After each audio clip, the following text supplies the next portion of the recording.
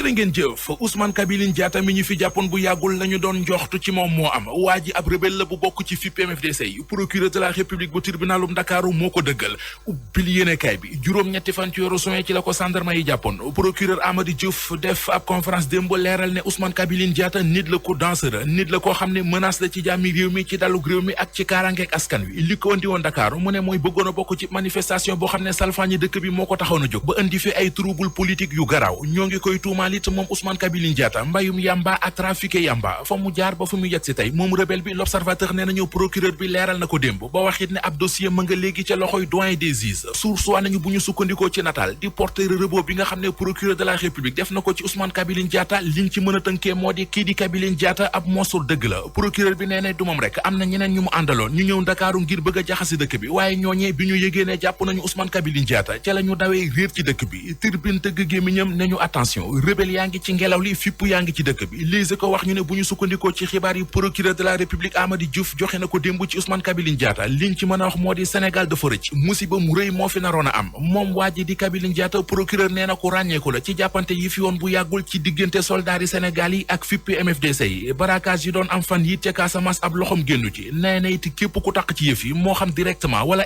indirectement yoon dana la wër ba gis la daal ci sa kaw amul ma sàmba amul ma demb Le Quotidien nañu procureur bi génn na démb wax ci mbiri Ousmane Kabiline Diatta di rebelle bi ñu jàppoon bu yàggul fii ci Ndakaaru nee na li ko fi indi woon moo di dafa joxante woon daje ak yeneeni éléments yu MFDC bëggoon a caxat-caxatee dëkk bi nasaxal nit ñi ak seenu karange Ousmane Kabiline Diatta mooy bras armé bu làccu rebelle yi Paul Bassène jiite ubbi nañu ab information judiciaire ci moom Kabiline Diatta ak ñi daw te bëggoon a ànd ak moom bëggoon a teg ay complot ngir fexeel ay autorités yu nekk ci état bi la si ne kay nañu ay révélation yu garaaw le procureur de la république def démb leeral na it fi gendarme yeeg renseignements généraux yi jaar ba teg ko loxo moom Ousmane Kabiline Diatta nee na it sa am na yeneeni élément MFDC yu ñëwoon Dakaaru bëggoon a bokk ci manifestation bi opposition bi doon amal keroog juróom-ñetti fan ci weeru juin ca place Obélisque Direct News di laaj ndax du kii di Ousmane Sonko le procureur de la république di visé Ousmane Sonko ne ñu ci yéenekaay bi pare nañu ci seen complot viol yi léegi nag ñoo ngi jéemaat beneen complot ak ay waxi rebelle yi ñu jàpp ci dëkk bi Sonko ne bu procureur bi taxawee ne amuluk laa làkke maanaam personne n'est intouchable loolee la mu ciy junj moo di man Ousmane Sonko la ñu bëgg a jàpp seen manifestation bi ñu jàpp suba ci àjjuma ji moom ak i mbokkam ca place Obélisque Sud Quotidien xëy na di ñu xamal ci xët mu njëkk ne préfet bu Ndakaaru tere na ko nee na leen bu ñu ko defee dafay xët article L61 bu code électoral bi te it mën naa turbale ordre public bi waaye Yewwi Askan Wi nee nañu waxi préfet yooyu mënu leen a tere def seen manifestation bi Khalifa Sall ak compagnie nee nañu waxi préfet bi wax la ju taxawul Le Témoin nañu waaye Yewwi Askan Wi ak waa Wallu Sénégal fa suñu yéenee dellu gannaaw ci seen manifestation bi ñu bëgg a def suba ci àjjuma ji ca place de la nation Les Échos nañu résistance ak mobilisation la Yewwi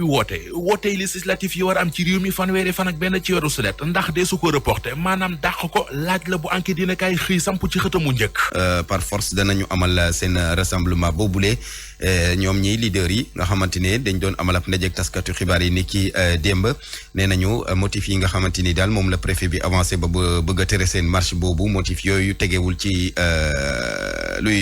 tegewul ci yoon Ousmane Sonko xibaar na ne dana kalaame ci yoon procureur de la république mi méngale seen rassemblement gawoon keroog ne ab insurrection ba tax na daal ndaxte nee na manifestation ba am na ba muy jeex nemmeeku ñu ci benn gàkk-gàkk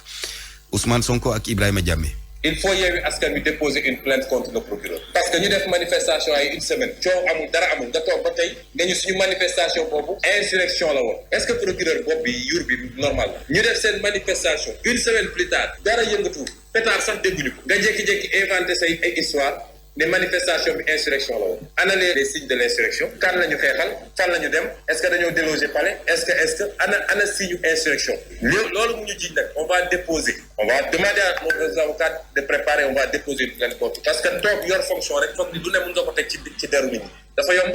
procureur waxul dëgg xam na ni insurrection amul te nous l'interpellons personnellement parce que dafa am loo xam ne nit su koy def mun nañ ne c'est des actes et des propos détachables de sa fonction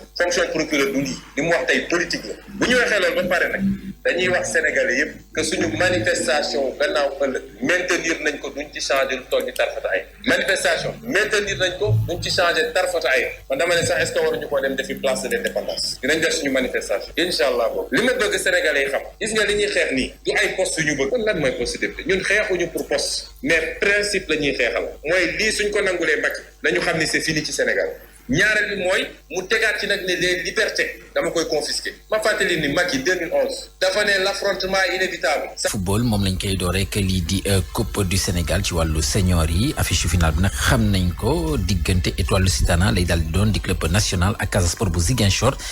di club bu Ligue 1 jël li nga xam ne moo di championnat ba pare bëgg ci teg li nga xamante ni daal moom moo di coupe du Sénégal fàttali sax Casa Sport bu Ziguinchor googul moom moo di équipe détentrice du trophée ñoom nag démb ci demi-finale bi ñu amal ci stade Aline Sitoé Diatta ci Ziguinchor waa Casa ñoom ñoo ci daal di am ndam ñaari bal ci benn seen digg ak ñi di waa AGEL bu Rufisque di club bu national doomu tënk ci nag ñoom ñoo njëkk a dugal ci ndorteelu jongante gi première minute seen but ko dugal moo di Baba Cissé waaye doomu Ziguinchor nag jot nañoo égaliser ci arrêt de jeu première période seen but ko dugal moo di Alassane Faye laata kii di Lamine Diardiou di dugal but bi nga xamante ni moom moo mujj permettre Casa Sport bu Ziguinchor daal di am ndam ci diggante mag ñii di waa AGEL bu Rufisque moom sax itam ci arrêt de jeu seconde période bi la daal di dugal but boobu Lamine Diardiou si fàttali moom moo di meilleur joueur bu championnat bu Sénégal waaye lu ñuul ci sow mi moo di démb nag amoon na ay scènes de violence yu bëri foofu la ca stade Aline Sitoé Diatta bu Ziguinchor diggante ñaari équipe yi lañ ciy daal di déglu kii di président bu Casa Sport bu Ziguinchor di Seydou Sané gannaaw kàddu yi nga xamante ni yëkkati na ko kon boog ci micro Lamine Ba. bu ñu ñëwee tey war a daje ak équipe bu ñëw AGEL fii Ziguinchor mais bi ñu ñëwee nag ñu commencé tuur ndox tuur xam nga saafara xam nga lan ak poudre ci terrain bi ñu ne suñu joueurs yi na ngeen dal loolu bu leen topp ci loolu provocation la parce que tey ñun mu ñu nangu loolu parce que Casa Sport ko xam Casa Sport xam naa ni c'est une équipe fair play du moo tax ñu dem bi Abuja kaf jox ñu prix boobu moo am ci biir jeu bi sax ñuy dem di sandi ay affaire ci biir 15 joueurs suñu joueurs yi ñoom ñoo mënoon dañu commencé rek ñu dugal benn bi mais loolu taxul suñu joueurs yi xaddi dañu am mental bu fort ba ñëw ba dernière partie nag ñu jël deuxième but bi léegi bu match bi jeexee nag seen capitaine jël chaise ñëw dóor ko ci bopp Ansou Diadio mi nekk suñu entraîneur loolu indi tey ñu yóbbu Ansou hôpital ñu ñëw bopp bi te loolu rafetul image bu ñaaw la si football Sénégal waruñu dem ba toll ci loolu parce que Casa tey champion la te ñëpp xam nañu Casa du mel Casa kenn mus ko dëgg si xeex keroog bi ñu demee Iba Mar Jaraaf gagné nañu mais ñun ñëpp ñu ànd fecc ak waa Jaraaf. Est-ce que ñoom am nañu blessé. waaw defe naa parce que man fu mu ne nii ñun am nañu blessé policiers yi tamit am nañu blessé mais damay dem tamit fu ñu nekk noonu dem xool leen dalal leen bu dee tamit am na lu ñu mën a def ci blessé yi nga xam ne waa AGEL lañu ñu jàppale leen mun leen yóbbu hôpital wala ñu mun leen trouver solution mu nga xam ne dañ leen di faj. di jéggalu ci ñàkk déglu itam waa AGEL yu Tëngéej yooyu la nga xamante ni ñoom itam scène de violence yooyu dafa daal di dal seen kaw gannaaw jafe-jafe yi nga xamante ni démb nemmeeku nañ ko foofu la ci stade Aline Sitoé Diatta bu Ziguinchor ñàkkul ni maanaam daal danañ ci dellu incha allah. ñoom itam mën a am seen version ngir tëddee njaaxaanaay ni ñu koy waxee. ba tey ci lu jëm ci nga xamante ni moo di demi-finale coupe du Sénégal ni ki démb yi tamit fii ni ci Ndakaaru Étoile Lusitana moom moo fi daal di daan Linguère bu Saint-Louis ñaari bal ci benn Étoile Lusitana nag ab centre de formation la nekk fii nii ci Guédiawaye ñoom gulet itam ñuy daal di qualifié ci li nga xamante ne moo di final coupe du Sénégal ñoom ñii di évoluer ci wàllu national bi démb nag ñaari bal ci benn seen diggante ak Linguère bu Saint-Louis Cheikh Faye moom moo njëkk a dugal pour Étoile Lusitana 5 minutes de jeu Souleymane Cissé daal di égaliser 25e minute de jeu waaye ki di Oumar Ñing moom jot naa dugal contre son camp du jour Linguère 77e minute de jeu loolu nag moo mujj permettre équipe bi la daal di qualifier ci final coupe du Sénégal na fa tasek ñi nga xam te ni ñoo di waa Casa Sport bu Ziguinchor gannaaw ba match bi jeexee nag kii di seen entraîneur di Elimane Mbengue jot naa yëkkati ay kaddu ci micro Moussa Fall daal dina rafetlu ndam bi nga xam te ne am na ko démb ci diggante mag Linguère bu Saint-Louis. tey kontaan naa trop parce que kontaante bi du dara lu dul xale yi ma yor ba fa dëgg yàlla si tournoi bi yëpp dañu wane loo xamante ne lii bettuñu de parce que li ñu wane woon xamoon nañ ne ñun dans un bon jour mën nañu gagné ku ne ñun loolu on le savait moo tax ñoom dama leen di encourager di leen féliciter bu baax si li ñu def nii quoi waaw. gis nañ match bi yombul woon. waaw match bi yombul surtout début bi xam nga début boo gis rek xale yi daan xaloon a crispé il fallait que crispation boobu si 30 minutes mu dem pour ñu libérer. tu as vu donc bi ñu libéré woo gis nga ça s'est bien passé gis nga après gis nga ñu déroulé un jeu boo xamante ne wax dëgg yàlla vers la fin waroon nañu scorer. nan ngeen di préparer final bi. moi je crois que comme ni ñu préparé match yi passé rek en sérénité d'abord sérénité en dal calme xam ne aussi voilà dañuy dem utiwaat comme ni ñu doon ute nii mais nag def si fulla ak fayda pour jël coupe bi waaw. ci lu jëm nag ci jënd ak jaayum jour yi maanaam transfert yi kii di Abdoulaye Ndiaye moom dañu ko daal di abal équipe bi nga xamante ne moo di Bastia doomu Sénégal la nekkoon fii nii ci Dakar Sacré-Cœur di ab défenseur waa Lyon ñoo ko moom waaye dal nañ ko àll maanaam Bastia sans option d'achat jàppale nag moom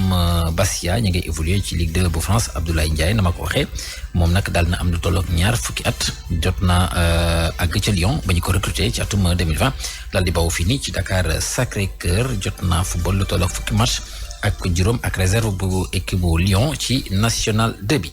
bu loolu weesoo Barthélemy ñu daal di waxtaane wàllu football ci jigéen yi